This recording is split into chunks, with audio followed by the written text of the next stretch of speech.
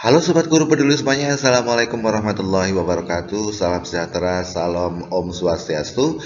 Semoga Sobat GP semuanya tetap dalam keadaan sehat dan selalu bersemangat di dalam mempersiapkan diri menghadapi TU SKD CPNS 2023. Dalam video kali ini ya, saya akan membahas tentang soal-soal terbaru yang saya dapatkan dari FR soal TU Kedinasan 2023 yang baru saja berlalu. Bagi rekan-rekan yang baru mampir, silahkan untuk tidak lupa meringankan jari-jarinya untuk klik subscribe dan juga nyalakan tombol loncengnya biar Anda tidak ketinggalan dari soal-soal terbaru dari kami.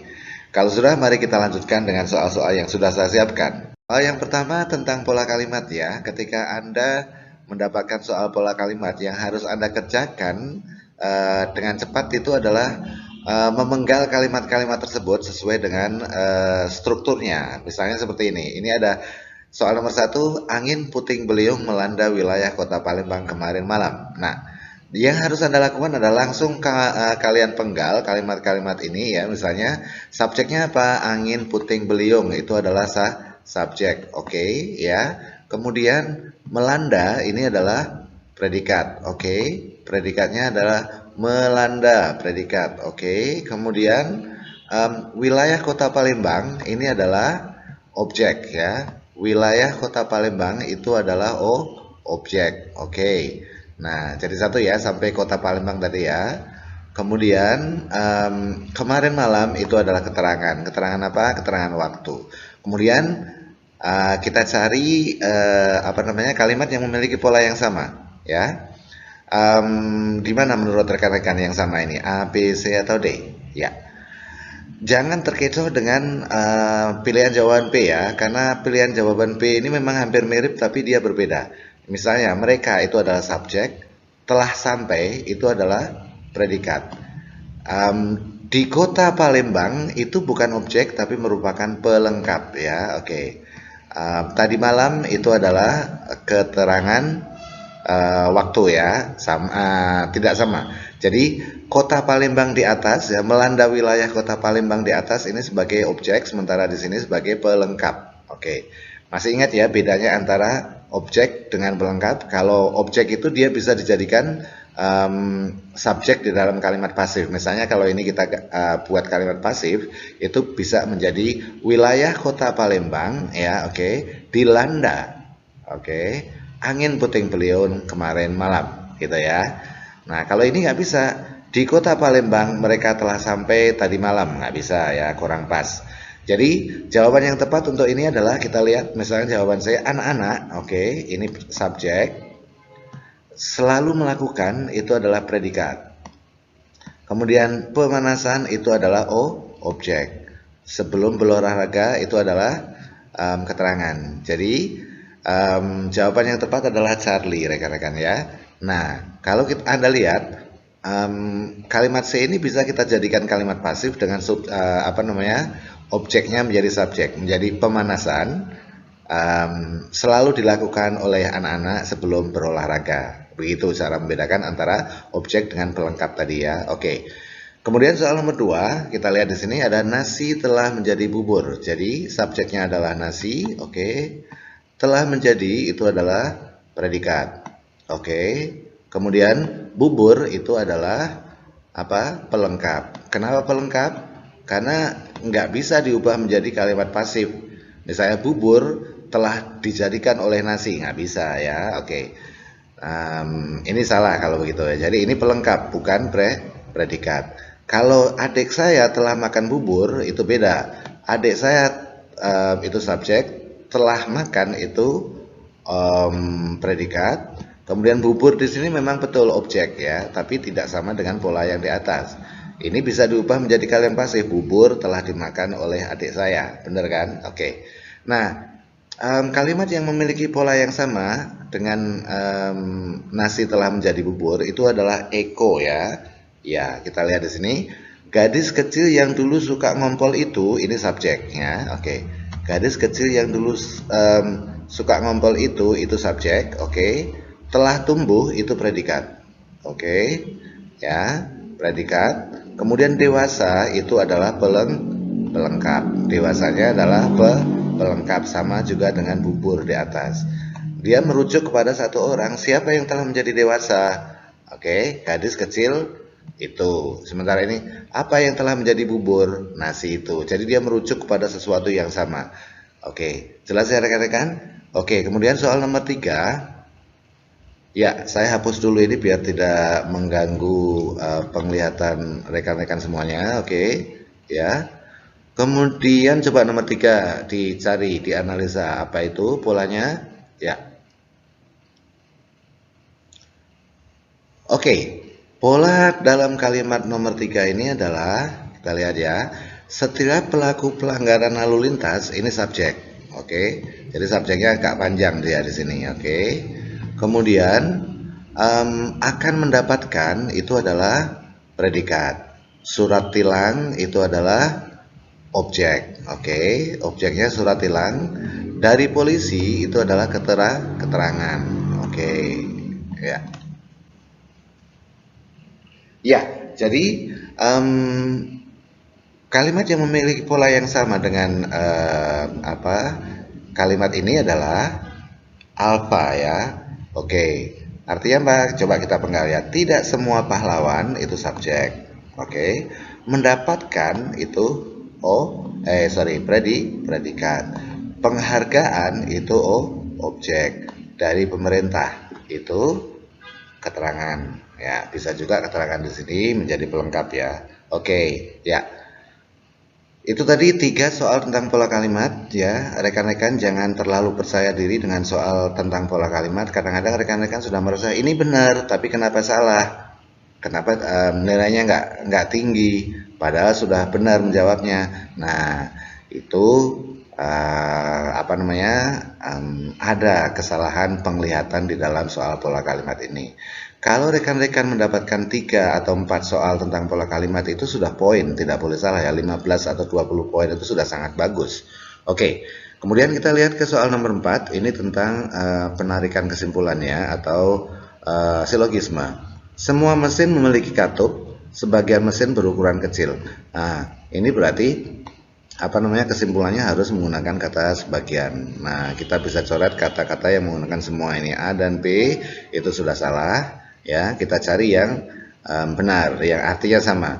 Kalau sebagian mesin berukuran kecil, berarti sebagian lagi tidak berukuran kecil. Yang mana ya? Oke, jawabannya adalah sebagian mesin berukuran tidak kecil dan memiliki katup. Jadi jawaban yang benar adalah Charlie. Itu ya, rekan-rekan. Oke, yang lainnya salah. Coba baca pelan-pelan. Oke, berikutnya sekarang kita akan bahas tentang soal-soal tentang hitung-hitungan ya atau penalaran kuantitatif yang banyak keluar di TIU 2023 kemarin. Model soalnya sekarang seperti ini ya.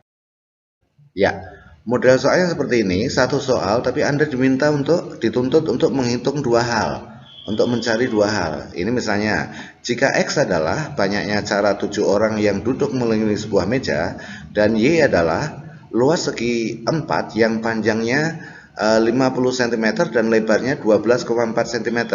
Oke. Maka pernyataan yang benar adalah, nah, untuk bisa menjawab ini kalian harus bisa menguasai 2 hal. Ini tentang permutasi dan ini tentang bangun ruang ya. Oke. Ya. Atau bidang. Coba kita lihat. Jadi kita cari X dulu ini ya. X ini adalah banyaknya cara 7 orang yang duduk mengelilingi. Kalau duduk mengelilingi itu berarti permutasi siklis ya. Nah, jadi X-nya tentang permutasi siklis. Rumusnya apa? Rumus permutasi siklis itu adalah N-1 faktorial. Nah, N-nya berapa ini? Ini N-nya 7 ya. Ini N-nya 7. Kalau N faktorial berarti N-1 faktorial berarti 6 faktorial. 6 faktorial itu apa? 6 faktorial itu adalah 6 kali 5 kali 4 kali 3 kali 2 kali 1 sebetulnya di sini, tapi kan nggak perlu lagi kita hitung ya. Oke, 2 kali 3 berapa? 2 kali 3 adalah 6. Oke, kemudian 6 kali 4 berapa? 6 kali 4 adalah 24. 24 kali 5 berapa? 24 kali 5 adalah 120. 120 kali 6 berapa? 120 kali 6 itu adalah 720. Ini X-nya. Jadi kita sudah tahu X-nya 720. Sekarang kita cari Y-nya. Y-nya adalah luas segi 4 yang panjangnya 5A. Kita harus tahu, harus ingat, rumus luas segi 4 itu adalah luas sama dengan panjang kali lebar. Nah, panjangnya berapa? 50, lebarnya berapa? 12,4. Jadi tinggal kita kalikan saja. 50 kali 12,54 itu hasilnya sama juga dengan kita buat ya, misalnya nolnya kita hilangkan, berarti ini mundur komanya ya, menjadi 5 kali 124. 5 kali 124 itu sama juga dengan 720. Jadi Y-nya 120, X-nya Y-nya 720 dan X-nya 720. Itu artinya pilihan jawaban yang tepat adalah bravo ya, X sama dengan Y. Oke. Nah, buat rekan-rekan semuanya, jangan lupa ya, ada baiknya kalau rekan-rekan itu bisa mengingat ini ya. Faktorial, misalnya 2 faktorial itu sama dengan berapa? 2. 3 faktorial sama dengan berapa? 6. 4 faktorial sama dengan berapa? 24. Ini tadi prosesnya seperti ini ya. Jadi kalau ada soal yang misalnya tentang permutasi siklis atau kombinasi dan permutasi, kalau hasilnya adalah misalnya 7 faktorial atau 6 faktorial, sobat semuanya bisa menjawabnya dengan cepat. Karena ingat ya, kalau sudah lebih dari 8 agak sedikit besar ya. Kalau saya menyarankan ingatlah sampai 7 faktorial aja nggak apa-apa ya. Ini yang saya ingat. Kalau saya hafal ya. Hafal sampai 7 faktorial saja. Kalau 8 faktorial berapa? Ya tinggal 50-40 kali 8 gitu ya. Oke. Ada bagusnya ya kalau rekan-rekan itu mengingat ini ya. Oke, menghafal ini. Jadi ketika ada soal yang oh ini 6 faktorial, nggak usah dihitung lagi, langsung saja ini 720.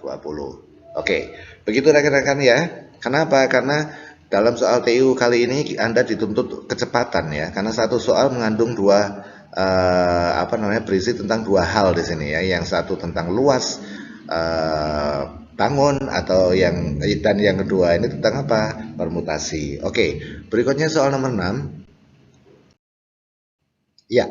Soal nomor 6 misalnya, masih seperti soal nomor 5, ini ada dua hal yang ditanyakan. Jika X adalah persentase untung dari barang yang harga pokoknya 27.500, kemudian dijual dengan harga 28.600, dan Y adalah panjang sisi bujur sangkar yang luasnya adalah 25 cm persegi, ini kan artinya satu soal, tapi rekan-rekan dituntut untuk mencari dua hal. Yang pertama untuk mencari panjang dari suatu bidang yang luasnya diketahui, kemudian persentase untung rugi. Nah, itu kan ada dua hal, rugi laba. Nah, oke, kita cari X-nya dulu ya. X itu sama juga dengan persentase untungnya.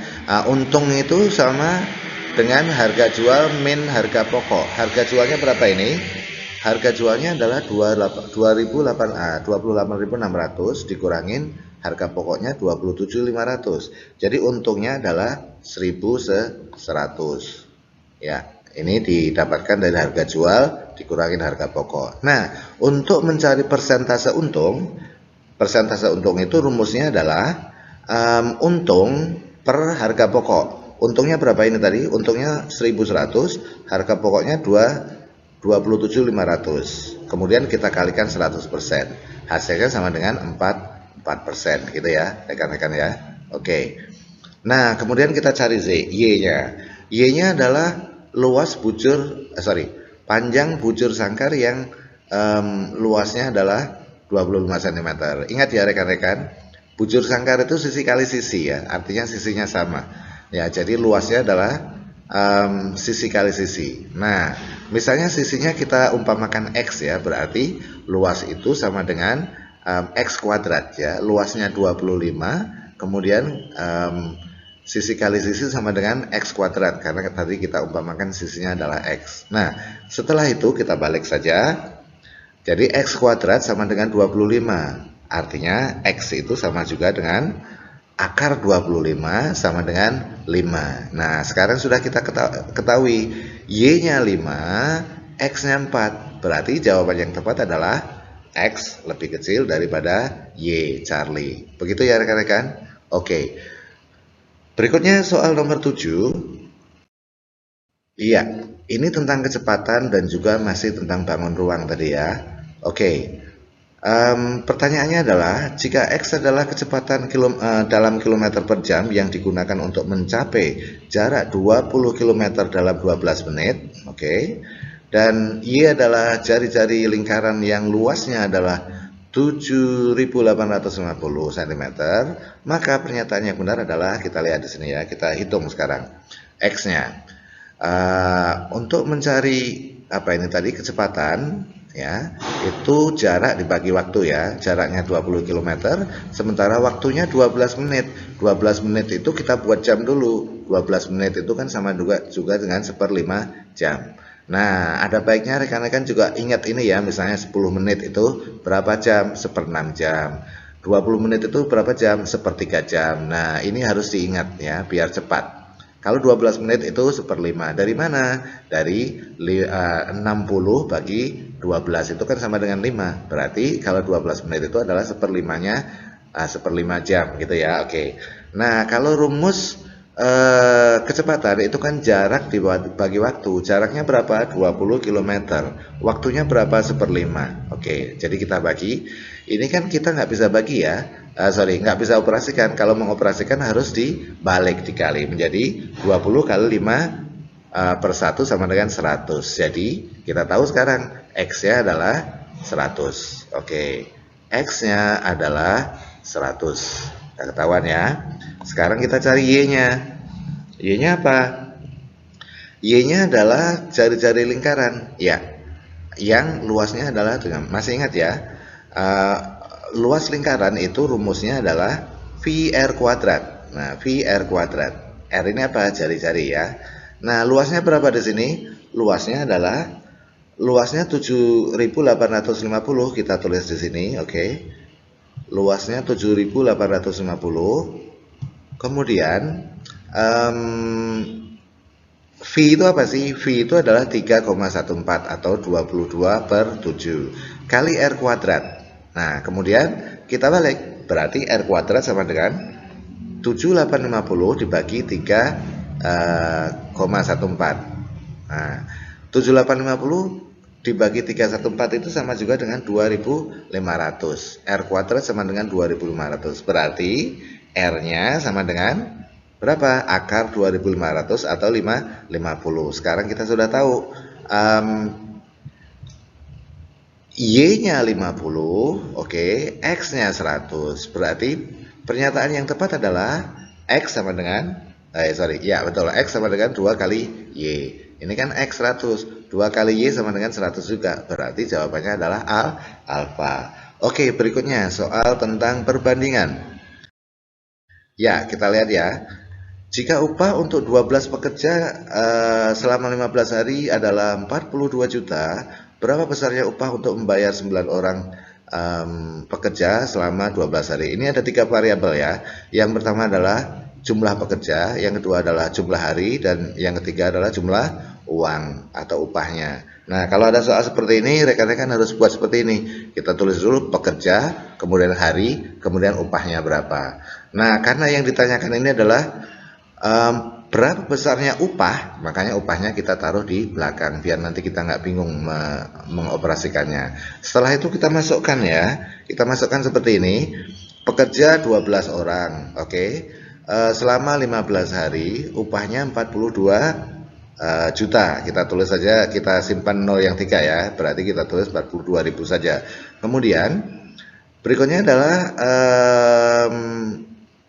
apa ini? 9 pekerja, kita tulis di sini.